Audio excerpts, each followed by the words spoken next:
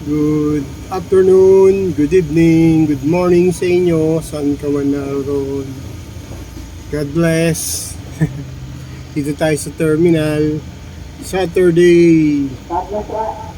It's Saturday today. Medyo mabagal ang pila sa aming terminal, sa aming pila dito. Bagal. Pero kailangan natin enjoy natin ang bawat araw natin na kaloob ng Panginoon.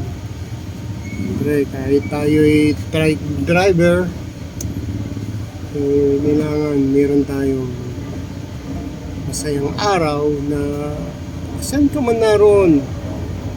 Dumadating talaga yung mga pagsubok sa buhay. Kailangan natin itong lagpasan. Kailangan natin itong malagpasan sa tulong ng Panginoon.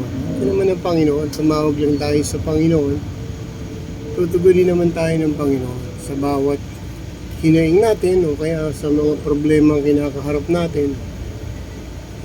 Kailangan natin magpatuloy. Tayo mawala ng pag-asa.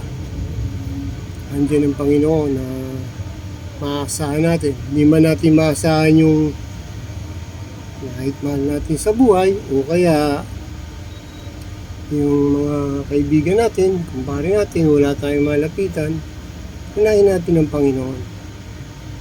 Hindi natin alam kung sino hihipuin ng Panginoon. Kasi may mga pangako naman ng Diyos. Ang pangakong yan, talagang sisiguruduhin ng Panginoon na tutugunin tayo. Yung faith natin, talagang kailangan stable yung faith natin. Yan ang kailangan. Yan ang gusto ng Panginoon. Huwag tayong mawawala ng pag-asa. Huwag tayong mawawala ng pananampalataya sa Diyos na tutugunin tayo sa ating mga kinakaharap na sitwasyon, kinakaharap na nangyayari sa buhay. Andiyan ang Panginoon na laging sumusubaybay. Makikita niyan lahat ng pinagdadaanan natin. Tayo mawawala ng pag-asa. Tulad ng experience ko, ito bang sasakyan na to, kung hindi dahil sa Panginoon, hindi ako magkakaroon nito. Kahit ito'y inuhulugan sa kooperatiba, sikap-sikap lang talaga. Kailangan talaga magsumikap. Kailangan talaga magtiyaga, magtiis.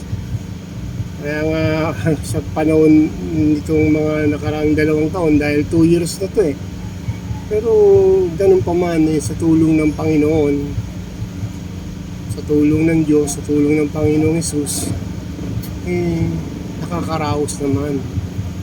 Kaya lamang kailangan din yung magtiwala ka ng lubusan sa Panginoon.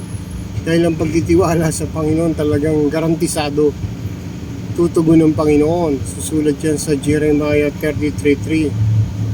Tumawag tayo mawala ng pag-asa. Gagawa ang Panginoon ng mga himala at tanda ng kapangyarihan.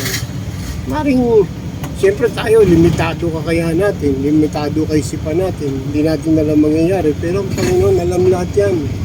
Huwag lang tayong gagawa ng mga hindi gusto niya, hindi niya kalooban. At tutulungan tayo, sigurado yan, kaibigan. Tutulungan tayo ng Panginoon. Magtiwala ka lang ng lubusan.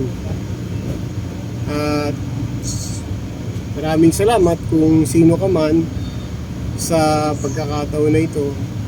Matutulungan mo din ako sa pamagitan ng pag-subscribe para hindi lamang ako, kundi matulungan ko din naman yung iba. Yan po purpose natin, kaya ako nag-YouTube, meron din sa Facebook, pero mas sa YouTube dahil kasi dito nasa 934, 39 something, hindi ko sigurado, pero mahigit 900 na. Kaya kaibigan, sa tulong ng pag-subscribe mo, may pangarap tayo, mayroon tayong purpose na magbahagi din ng biyaya sa iba. Kaya malaking bagay sa akin kung tutulungan mo ko na nakapag-subscribe ka sa aking channel. Maraming salamat sa iyo Pagpalain ka ng Panginoon, tulungan ka naman ng Panginoon kung mayroon ka naman kinakarap na problema o sitwasyon. Thank you, salamat sa iyo, pagpalain ka ng Diyos. Salamat.